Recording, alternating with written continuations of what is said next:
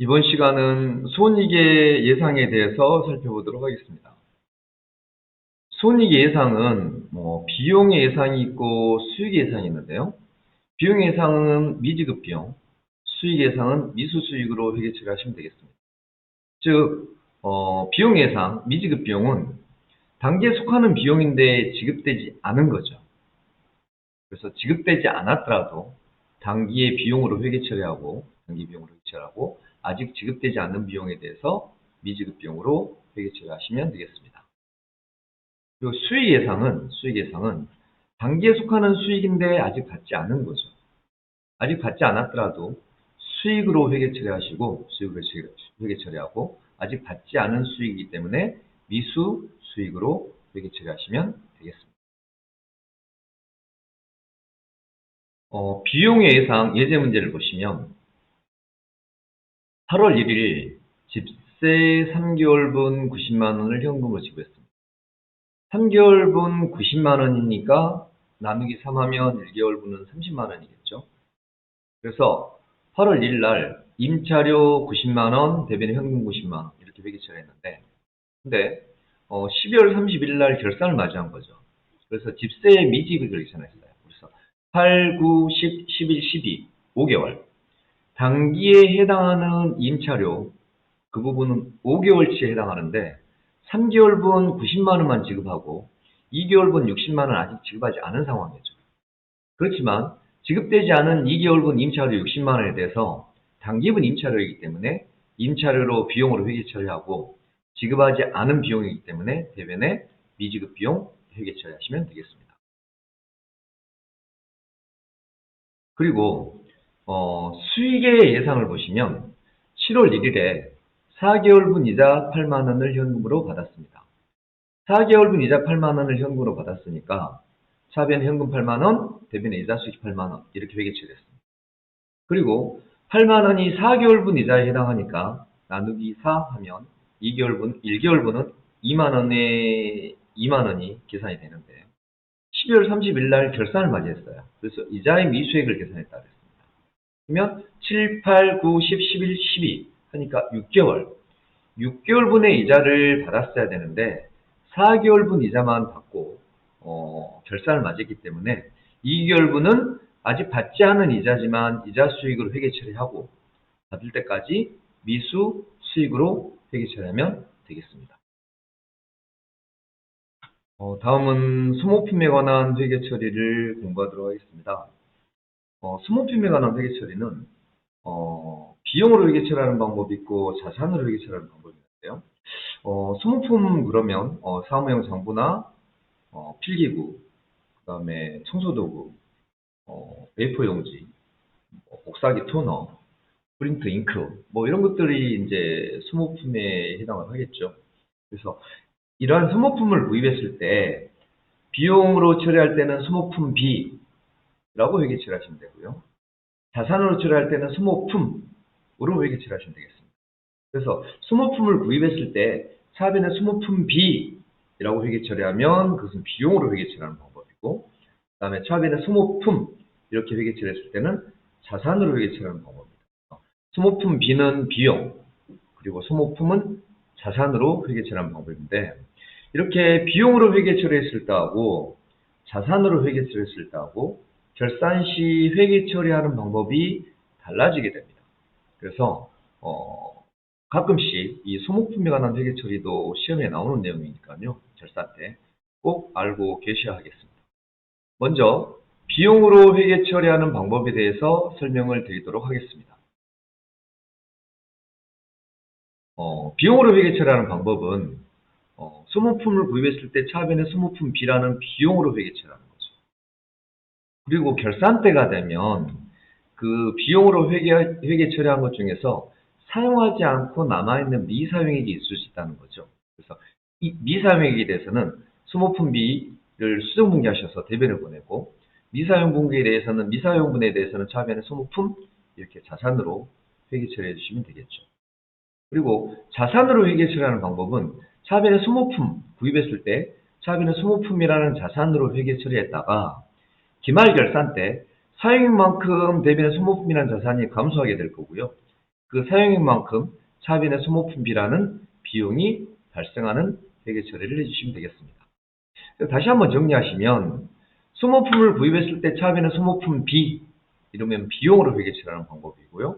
소모품 이러면 자산으로 회계 처리하는 방법인데 기말 결산 때가 되면 비용 처리했을 때는 차변의 소모품비 비용 처리했으니까 결산 때는 소모품비 회계 처리했으면 결산 때는 차변의 소모품 대변의 소모품비 소모품이라는 자산으로 회계 처리했으면 결산 때는 차변의 소모품비 대변의 소모품 그래서 그 금액만 비용으로 회계 처리했을 때는 미사용액을 분기하시면 되고요. 자산으로 회계 처리했을 때는 사용액을 분기해 주시면 되겠습니다. 다음은 소모품을 구입했을 때 비용으로 회계 처리하는 방법과 자산으로 회계 처리하는 방법에 대해서 예제 문제를 풀어보도록 하겠습니다. 먼저 비용으로 처리하는 방법을 보도록 하겠습니다. 사무용 소모품 60만 원을 구입하고 대금은 현금으로 지급하였습니다. 소모품을 구입했을 때 차변의 소모품비라는 비용으로 처리하면 비용처리법이죠. 그래서 차변의 소모품비 60만 원 대변에 현금 60만 원 이렇게 회계 처리하시면 되겠습니다. 그리고 기말 결산 때 소모품의 미사용액이 8만 원이라고 했어요. 그러면 구입했을 때 소모품비라는 비용으로 회계 처리했으니까 결산 때는 소모품비를 수정분기해 줘야 되겠죠. 그래서 미사용액만큼 대변의 미사용액만큼 대변의 소모품비를 보내고 미사용액만큼 차변에 소모품이라는 자산이 남아있는 걸로 회계 처리하시면 되겠습니다. 다음은 자산을 회계 처리하는 방법은 소모품 60만 원을 구입했을 때 차변의 소모품 60만 원 이렇게 회계 처리하면 이것은 자산으로 회계 처리하는 방법이 되겠습니다. 그리고 기말 결산 때는 이 자산으로 처리한 소모품을 수정분기해 줘야 되는데 사용액만큼 소모품을 대변을 보내고 아까 미사용액이 8만 원이었죠. 60만 원 구입해서 미사용액이 8만 원이었으니까 사용액은 52만 원이겠죠. 그래서 사용액만큼 소모품이라는 자산이 52만 원 감소하고 그리고 사용만큼 차변의 소모품비라는 비용이 52만 원 발생하는 거래로 회계 처리하시면 되겠습니다. 그래서 소모품을 구입했을 때 차변의 소모품비 회계 처리한 다음에 기말 결산 때는 미사용액만큼 소모품비 그리고 자산으로 회계 처리했을 때는 구입했을 때 차변의 소모품으로 처리하고 기말 결산 때는 사용액만큼 차변의 소모품비 대변의 소모품 이렇게 소모품에 관한 회계 처리를 분기하도록 하면 되겠습니다. 다음은 결산 정리사항 및 오류사항의 수정에 대해서 공부하도록 하겠습니다. 결산 정리사항의 분류를 보시면 기말 결산 때가 되면 먼저 기말 재고액을 조사해서 매출원가를 계산해야 되는데 기말 재고액을 조사해서 차변의 상품 매출원가, 대변의 상품 이렇게 분기하시면 되겠고요. 단기매매증권의 장부가액과 단기매매증권의 시가, 공정가액을 비교해서 시가가 하락했을 때는 차변의 단기매매증권 평가 손실, 시가가 상승했을 때, 공정가가 상승했을 때는 상승한 금액만큼 대변의 단기매매증권 평가 이익 이렇게 분기하시면 되겠습니다. 그래서 기말 결산 때 단기매매증권을 평가하게 되면 차변의 단기매매증권 평가 손실이나 대변의 단기매매증권 평가 이익이 발생하겠습니다.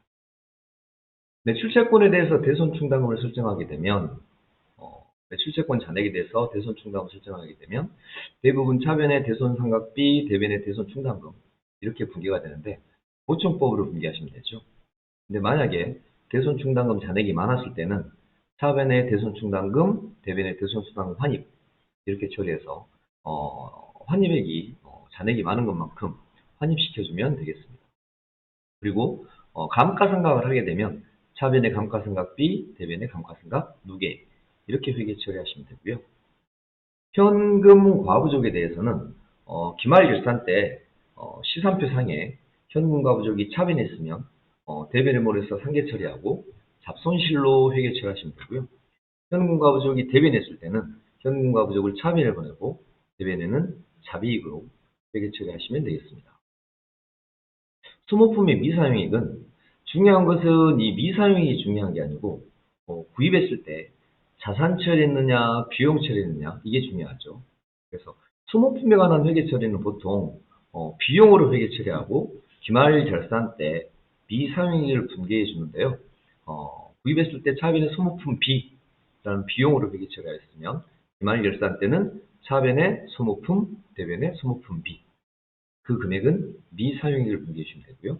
만약에 소모품이라는 자산으로 회계 처리했으면 기말 결산 때 차변에 소모품 B, 대변에 소모품 예전 과목은 이렇게 정리하시고 금액은 자산 처리했을 때는 사용액을 분개해 주시면 되겠습니다. 그리고 인출금도 기말 결산 때 정리해야 될 결산 정리 사항에 해당하는데 만약에 인출금이 차변에 있는 경우 보통 인출금은 차변가 있겠죠. 차변에 있는 경우 기말 결산 때 인출금을 대변에 보내서 상계 처리하고 차변에 자본금이 감소하는 분계를 회계 처리해 주시면 되겠습니다. 가지급금은 차변에 잔액이 발생해 있을 텐데요. 가지급금을 정리하게 되면 차변에 있는 가지급금은 대변에 보내시고 주로 여비교통비로 판명이 되죠. 그리고 가수금은 대변 계정 과목으로 남아있을 텐데요. 가수금을 차변에 보내서 상계 처리하시고 대변에는 외상매출금 회수한 금액이다라고 하면 외상매출금, 상품 주문 계약금으로 받았을 때는 대변에 선수금으로 회계 처리하시면 되겠습니다. 그 다음에 선수수익이나 승급비용을 정리하셔야 되는데요. 선수수익이나 승급비용은 비용의 이연에 해당하죠. 그래서 보험료의 미경과액, 보험료의 미경과액 또는 보험료의 차기분이 있다고 한다면 차변의 승급비용, 대변의 보험료 이렇게 회계 처리하시고요. 임대료의 선수분이 있다면 임대료를 차변에 보내고 대변의 선수수익으로 회계 처리하시면 되겠습니다. 그리고 미수수익이나 미지급 비용은 예상에 해당을 하는데요. 발생에 해당하죠. 비용이 발생했어요. 임차료라는 비용이 발생했는데 결산 시까지 지급하지 않은 임차료를 하면 대변의 미지급 비용으로 회계 처리하시고요.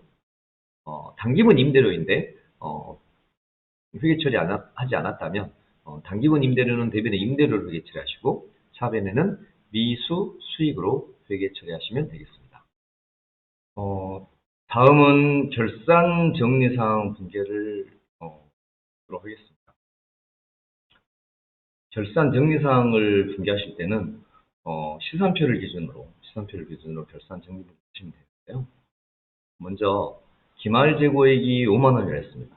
기말 재고액이 문제로 출제가 되면 기말 재고액은 매출 원가를 계산하는 문제거든요.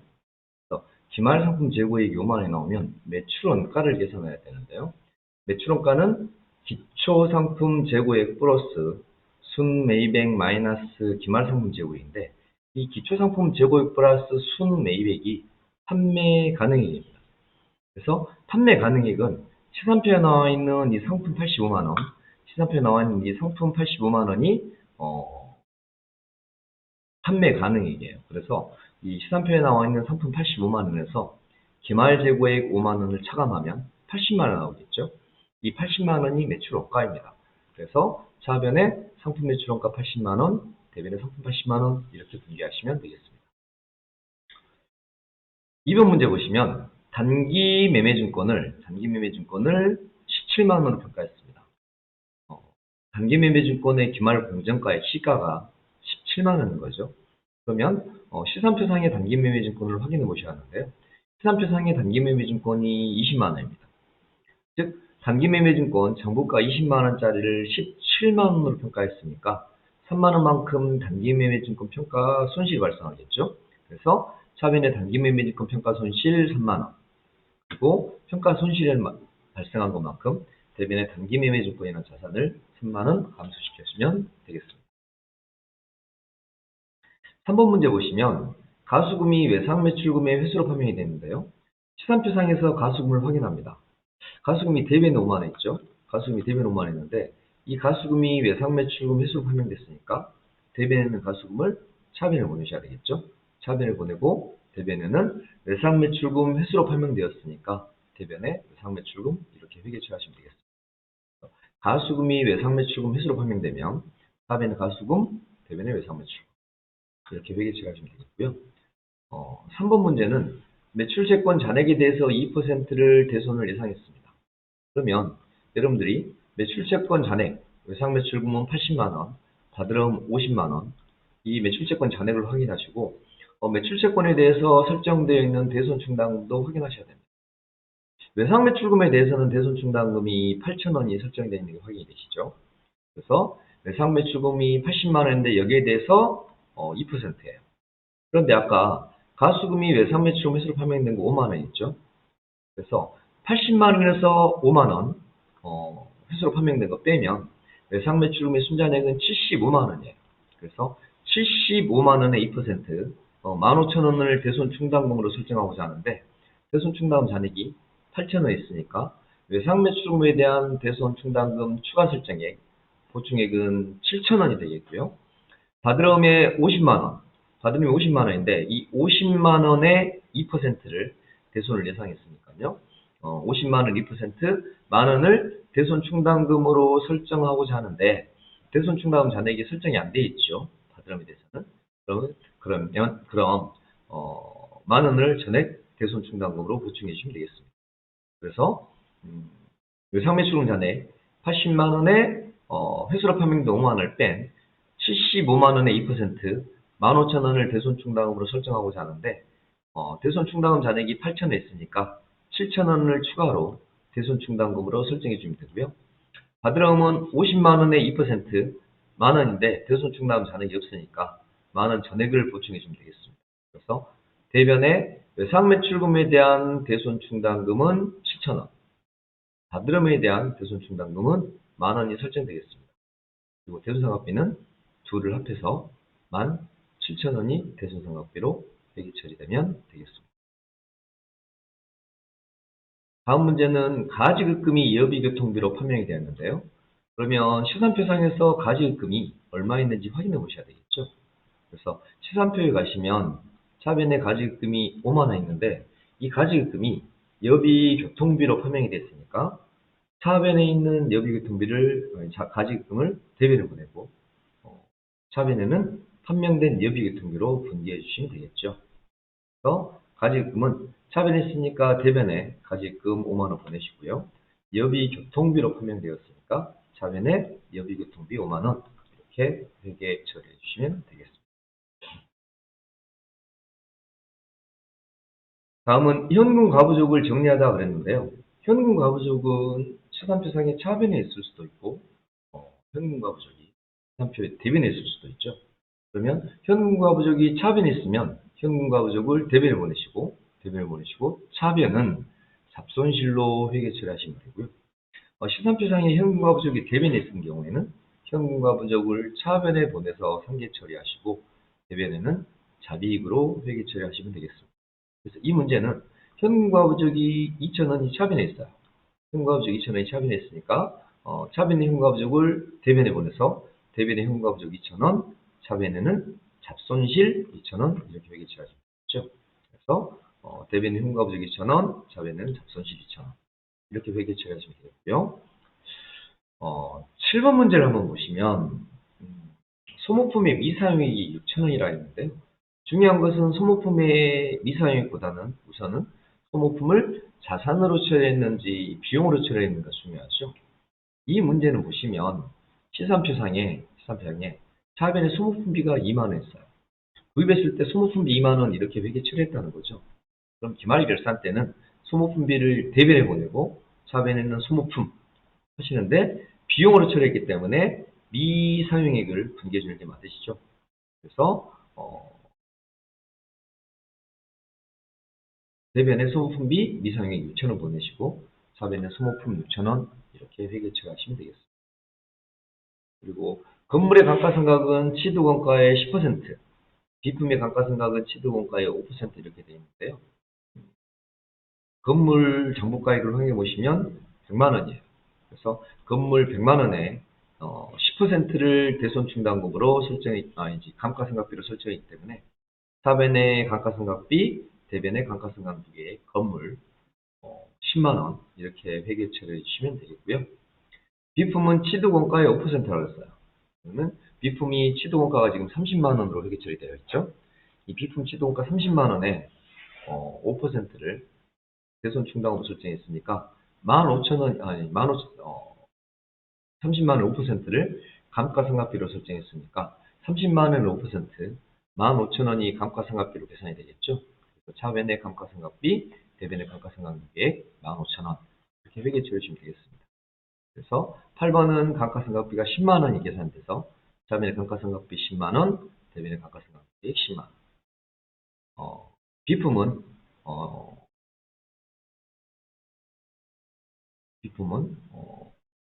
30만 원에 5%, 30만 원에 5%니까 15,000원이 감가상각비로 설정이 돼서 차변의 감가상각비 15,000원, 대변의 감가상각비 15,000원 이렇게 예측하시면 되겠고요. 보험료의 미경과액은 선급 비용이죠. 비용의 2연에 해당을 합니다. 그래서 비용의 2연은 차변의 선급 비용 2,000원, 대변의 보험료 2,000원 이렇게 회계 처리하시면 되겠고요. 이자의 미지급액은 미지급 비용이죠. 미지급 비용은 부채이니까 대변의 미지급 비용, 차변의 이자 비용 이렇게 회계 처리하시면 되고요. 임대료의 선수분은 선수수익이죠. 선수수익은 부채입니다. 그래서 대변의 선수수익, 차변의 임대료 이렇게 회계 처리하시면 되겠고요. 수수료의 미수액은 미수수익이죠. 그래서 차변의 미수수익, 대변의 수수료 수익 이렇게 회계 처리하시면 되겠습니다. 다음은 재무제표에 대해서 설명을 해드리도록 하겠습니다.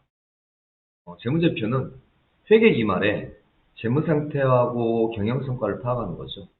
이 재무상태와 경영성과를 파악해서 기업의 이해관계자들에게 전달하는 게 이제 회계의 목적이죠. 그래서 재무제표를 작성을 해서 회계 기말에 재무상태표는 재무상태를 파악할 수가 있고 손익계산서는 경영성과를 파악할 수가 있겠죠.